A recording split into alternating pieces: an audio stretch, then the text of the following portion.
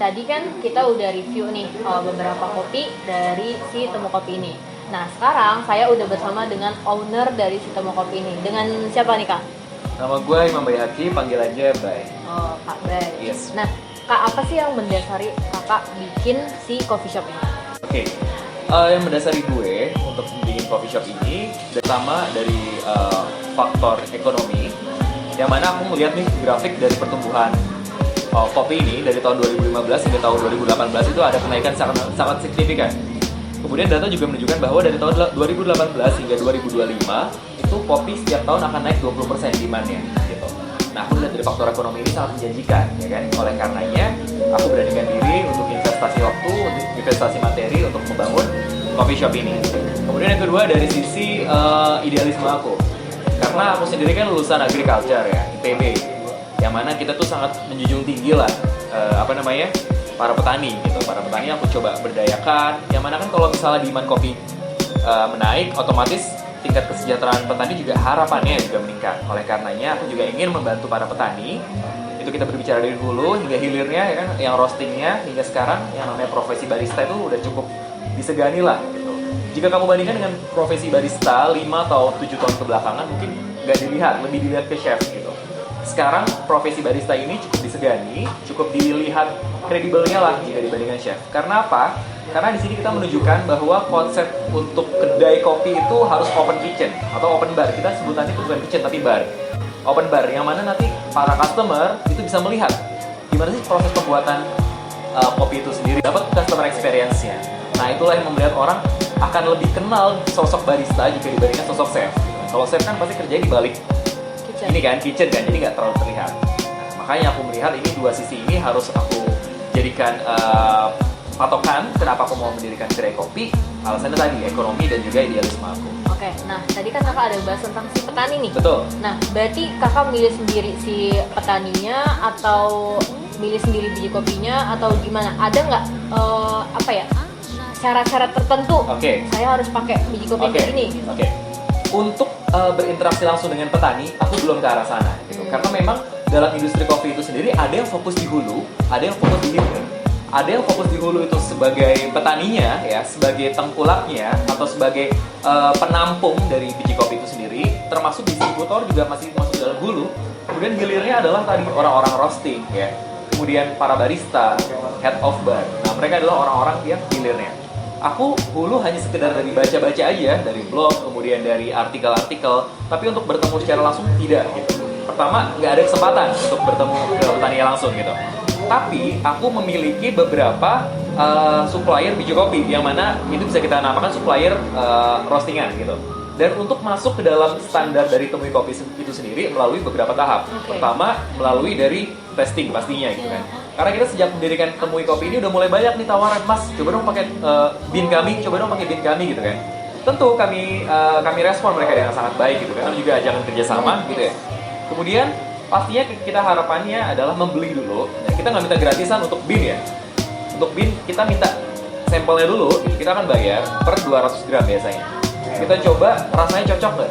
Ternyata kalau misalnya cocok, akan ada kemungkinan kerjasama. Kalau tidak cocok, berarti tidak bisa kerjasama. Nah, untuk mendasari cocok tidak cocoknya tadi, memang kita kan ada standarnya.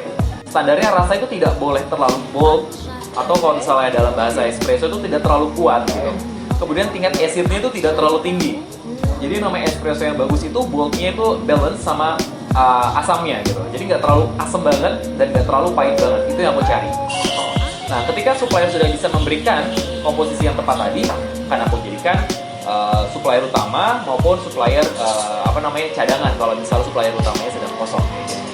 Nah, yang aku tahu nih Kak, ada yang 2 jenis kopi nih. Oke. Robusta sama Arabica. Betul. Nah, yang dipakai di Temu Kopi ini yang jenisnya mana? Oke, untuk kopi dari Temui Kopi, khususnya buat espresso, kita bicara house blend. House blend adalah kopi yang dicampur antara Arabica dan Robusta. Itu ada komposisinya.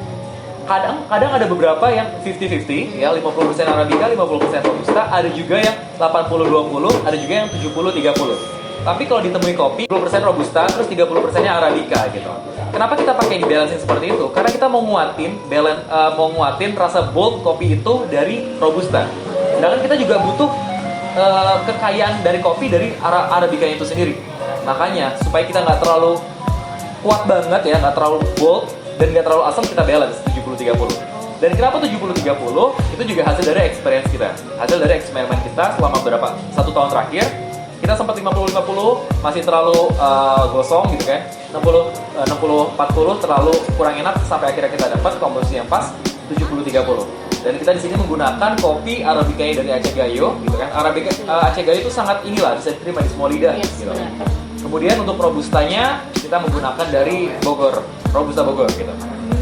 Sebelumnya kita sempat juga pakai Robusta Bali Kintamani, Robusta Temanggung, Jawa Timur. Tapi setelah kita coba riset-riset lagi, ternyata harga yang paling masuk di kita itu di Robusta Bogor. Betul. Oke. Nah, satu lagi nih Kak, ada nggak pesan dan kesan nih buat si viewers kita tentang kopi sekarang dan kopi masa depan, dan ajakan nih marketing nih ceritanya buat ketemu kopi. Aku cuma mau ngomong ini sih untuk para customer ya, para penikmat kopi. Pertama kita mau ngucapin terima kasih buat kalian penikmat kopi ya kan, karena dengan kalian menikmati kopi sama aja kalian bisa memberdayakan petani. Bagaimanapun yang namanya kita negara di agraris ini gitu kan, kita itu nggak tutup kemungkinan gitu, kita masih membuka keran impor gitu kan. Itu sebenarnya sangat hal yang sedih lah melihat negara saya kaya Indonesia, komoditas kopi, komoditas lain seperti bawang, beras dan lain sebagainya masih impor. Oleh karena kalau misalnya kamu semakin sering minum kopi, semakin banyak mengkonsumsi kopi, otomatis para petani akan semakin semangat gitu kan.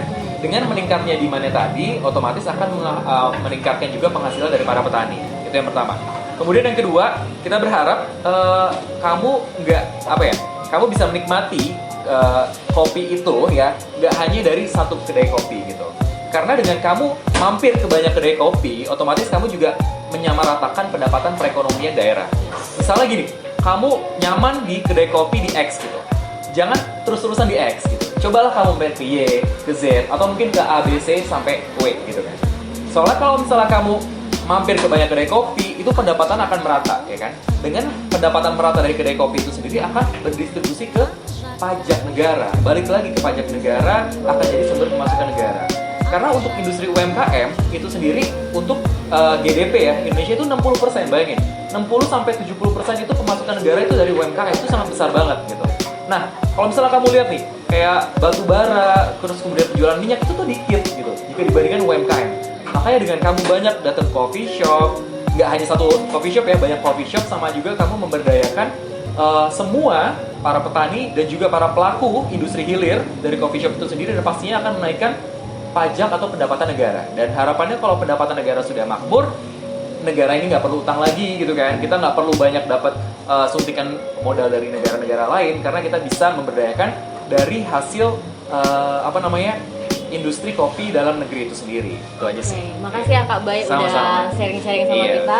Nah, jadi guys, kalian sebagai penikmat kopi itu nggak cuma menyenangkan diri kalian sendiri, tapi juga dari para petani.